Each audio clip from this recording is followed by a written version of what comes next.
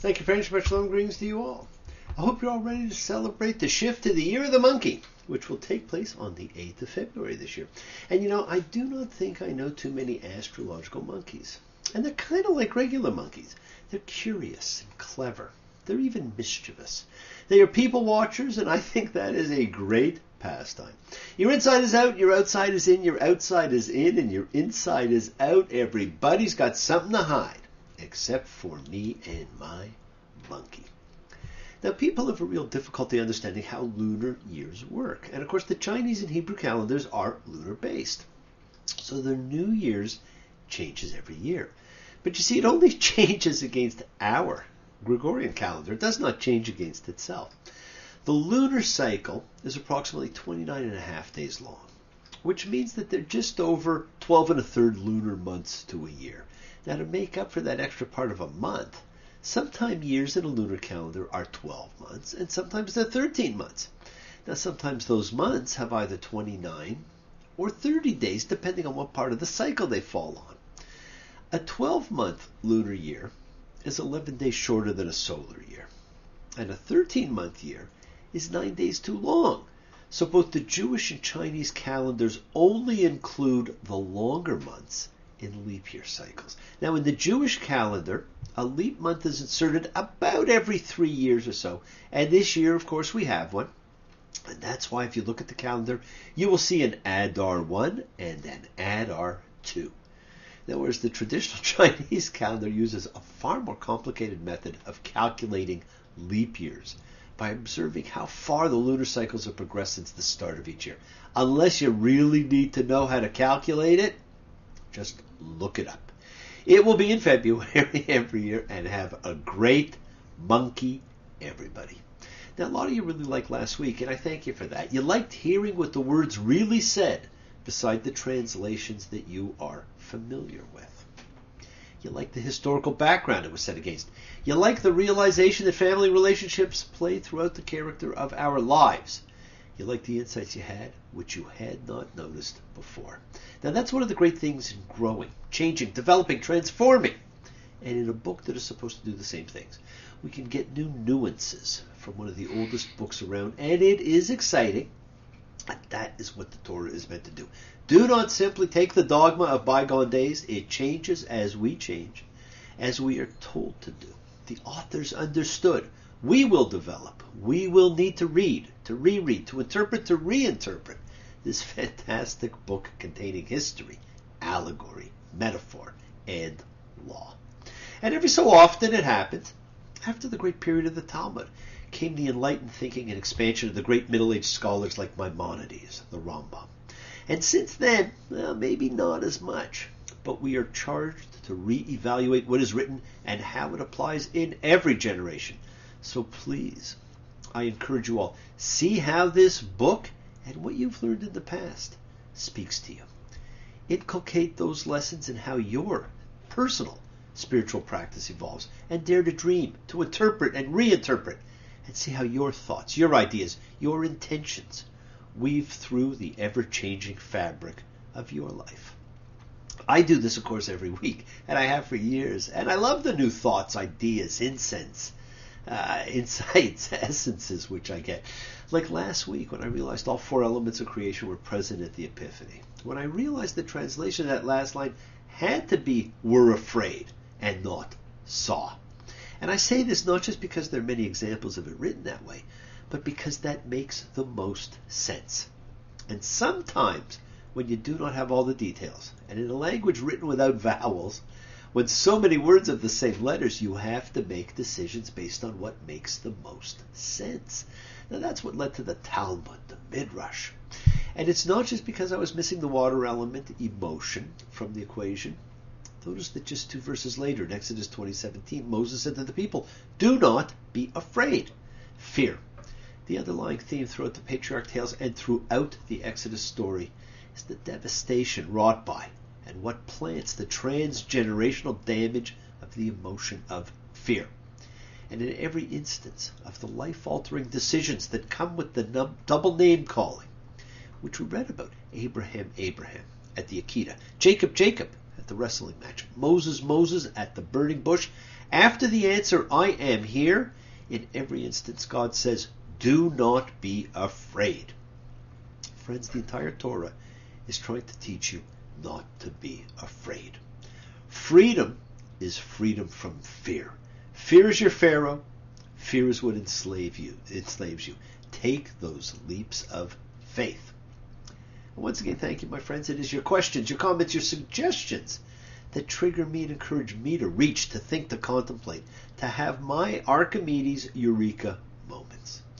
Now, friends, if last week was the climax of the Bible, and after that incredible epiphany, you hunger for more, get ready for some serious lunch bag letdown. Welcome to the downhill slide. When I get to the bottom, I go back to the top of the slide. It is rules and regulation time. And we begin Mishpatim, the laws, the rules, the judgments. This parsha is a code of laws. In fact, the first 3 chapters are actually known as the Covenant Code, containing more than 50 of the 613 commandments. And if you were not sure, the commandments are broken down by positive and negative ones. Now, while there have been many attempts to codify and enumerate the commandments contained in the Torah, the traditional view is based on Maimonides' listing. The 613 commandments include positive commandments to perform an act, and those are mitzvot aseh, and negative commandments to abstain from certain acts, and that's mitzvot lo ta'aseh. Now, numerologically, the negative commandments number 365, which just happens to coincide with the number of days in the year. So there is something we should not do every day of the year. And these negative commandments fall into 3 different kinds of categories, which are of a self-sacrificial principle. Yaharek va'el ya'avor, which means you should let yourself be killed rather than violate it. And these are murder, idolatry, and forbidden sexual relations, a whole list of which will be given later, and of which the patriarchs were pretty guilty of partaking in. And the positive commandments, number 248, which is a number ascribed to the number of bones and main organs in the human body, and that tells us that we should obey the laws with every part of our being. Now, technically, you would probably have to ask a doctor if that's true, but it sure sounds good. And they've also been divided into groups of laws, testimonies commemorating important events, and decrees, which may have no logic behind them but are considered dictates of divine will. Now, this makes it pretty hard to fulfill. And in fact, many of the mitzvot or commandments cannot be observed now following the destruction of the Second Temple, although they still retain religious significance. And just in case you were wondering, according to one standard accounting, there are 77 positive and 194 negative commandments that can still be observed today, of which there are 26 that apply only within the land of Israel. Now, furthermore, there are some time-related commandments from which women are exempt, and there are some which depend on the special status of a person, such as the Kohanim, while others apply only to men or only to women. And needless to say, there are lists you can check, like you can look up anything, you'll find the list. And you can check, and you will notice that these commandments come from Exodus, Leviticus, Deuteronomy, Numbers, and not to be left out, Genesis throws in one: to have children with your wife. Now, I have not counted, but I bet most come from Leviticus and Deuteronomy, the 2 great big books of rules. And I won't even try to figure out how many of them I observe. I have enough trouble with the 10. Now, do not forget, the real historical likelihood is these books were written by different people at different times, and then edited. And this parsha itself is a perfect example of one written by somebody else, much later, and put in here by the editor. So I think it's fantastic that we can find these incredible numerological conditions. But before you go looking for the list, focus on the Big Ten. So here's what happens this week. And it is certainly out of chronological sequence. The Great Epiphany has just taken place. The newly freed people have been given a set of rules to live by, to share creation by. And they are immediately given a set of laws to do with their slaves. Do you really think the very first laws are how to treat your slaves?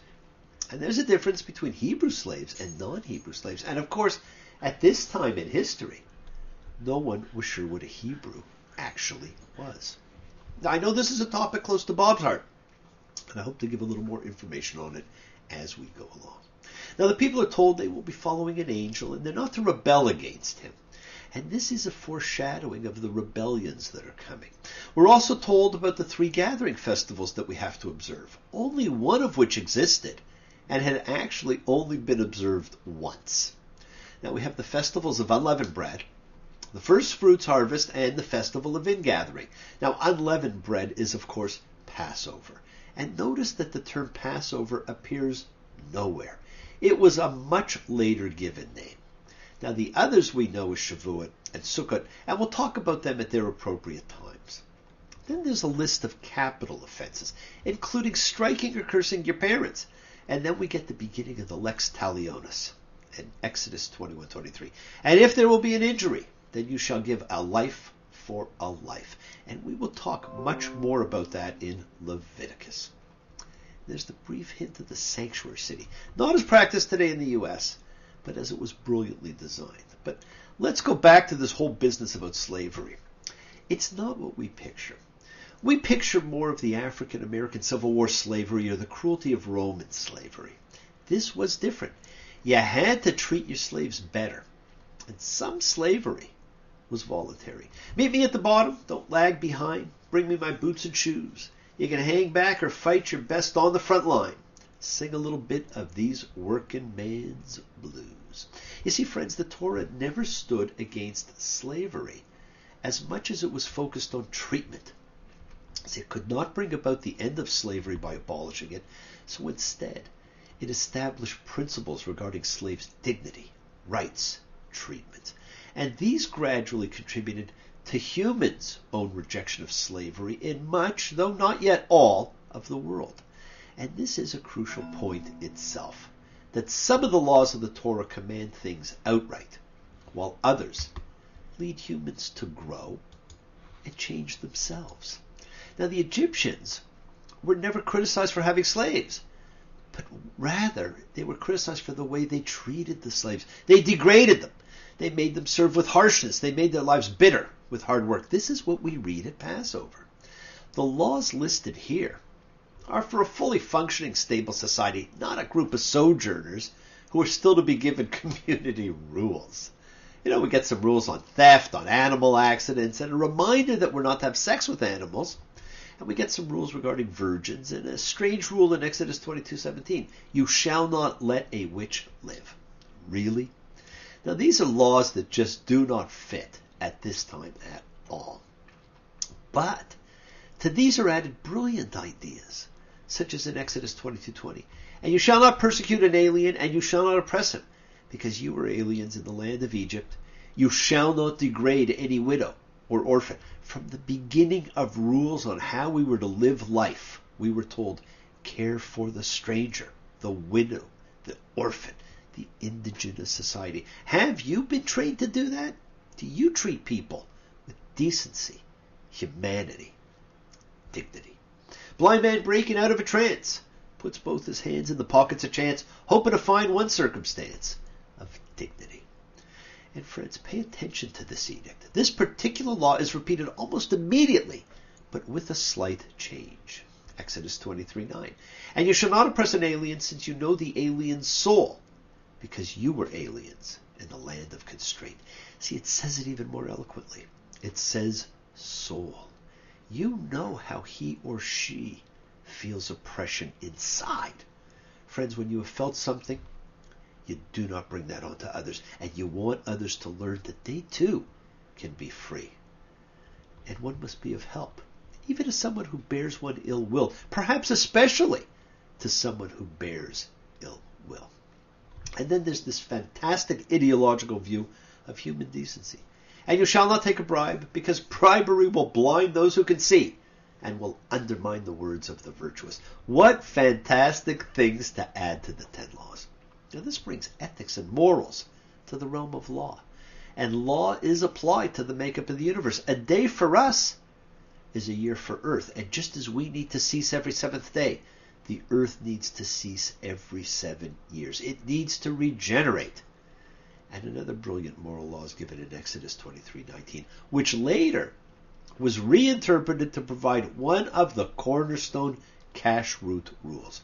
You shall not cook a kid in its mother's milk. Now, this is not about mixing milk and meat. There are still no food rules yet. That practice is not actually commanded in the Torah, but is rather based on post-biblical rabbinic rulings.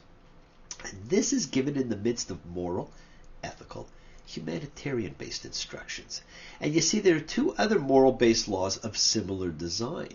One in Leviticus 22:28 actually, which prohibits sacrificing an ox or sheep on the same day as its offspring, and one in Deuteronomy 22:6, prohibiting taking a mother bird along with her eggs in the wild.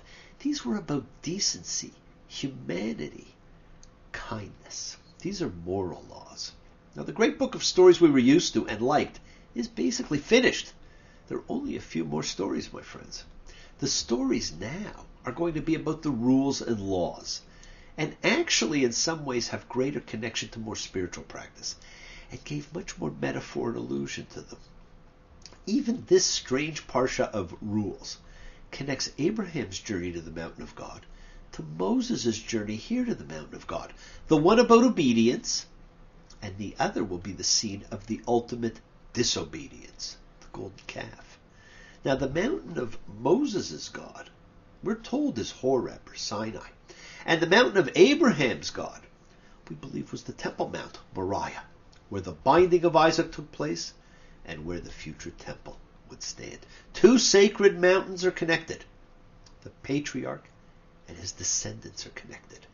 Past, present, and future are connected, all in the embroidery of the Torah's wording. Now, Moses sets up 12 pillars and performs the necessary sacrifices. Exodus 24:8. And Moses took the blood and threw it on the people and said, "Here is the blood of the covenant that he who causes being has made with you regarding all these things." Can you imagine the scene? God has just come down and spoken to the nation and proposed a covenant, a contract. And Moses oversees the animal sacrifices for each of the 12 tribes, takes half the blood, pours it on the horns of the altar, takes the other half and throws it on the people, a baptism of blood to seal the deal. Half for each. Just imagine the primal, archaic power of that rite. What a feeling. What a feeling. I am music now, beings believing. I am rhythm now. Pictures come alive when I call. That, of course, from Flashdance. What a great film that was. And think of the role of and importance of blood. The essence of humanity. The forbidden food, because it is the conduit for our spirit, our nefesh, our life. The sign on the doorposts, as God the Destroyer went through the land of constraint, freeing the people. The sign of the Abrahamic covenant. And then he, Aaron, Nadab and Abihu, and 70 elders go up the mountain. And they saw the God of Israel. And below his feet it was like a structure of sapphire brick, and like the essence of the skies for clarity. This picture has evoked fantastic artistic interpretations of what this must have looked like. And perhaps it's the same as Ezekiel sees when he describes his incredible visions. What a picture this is. And it ends, and God said to Moses, "Come up to me to the mountain and be there, and I'll give you stone tablets, and the instruction and the commandment that I have written to instruct them." Moses and Joshua climbed the mountain to get the tablets we all think of. And this and the 40 days he is gone sets up the coming episode of the first rebellion, the golden calf. And the sight of the Lord's glory was like consuming fire before the eyes of the Israelites. After the direct epiphany to the elders, we get a long-distance view of God's presence from the perspective of the people at the foot of the mountain. There is more mystifying obstruction than revelation here. An enveloping cloud flashes a fiery radiance within it. Even such distant glimpses of the deity must be qualified by the simile, like consuming fire. And Moses entered within the cloud. It's been a long Time coming, it's going to be a long time gone. And it appears to be a long time before the dawn. Now go back and read the Epiphany again. Last week's quick readings, not enough. There is so much more there. The rest of the day you will get rules, laws, and then you'll get repeated rules and laws. Well, the world is sacred, my friends, and so is everything in it. Express your gratitude, light a candle, make a wish. Celebrate your life and the lives of those you love. Share your feelings with them. Live free, be free, honor your freedom. Be well, be happy, be blessed. Share and honor the light, and all who live in the light continue to shine. Continue to send to everybody you know goodwill and love. Pray for peace, for freedom, for everyone, and end to terror and hatred. Remember, friends, we are a community. We learn together, we celebrate each other, we love each other. We share this ride together, men and women equally. Let us send out love, not fear. Send out peace, harmony, good healing to all who need it. And please do learn to forgive, learn to love. Follow the call of Exodus and fix the relationships of your life. The journey is yours to enjoy. Break free of dogma. Change your way of thinking. I want to tell you, my head is filled with things to say. When you're here, all those words, well, they seem to slip away. Bless you all. Have a fantastic week, a week of love and healing. Thanks and peace. And remember those who came before. Keep dreaming. Keep being. Keep teaching. And thank you all for joining me. Shabbat Shalom.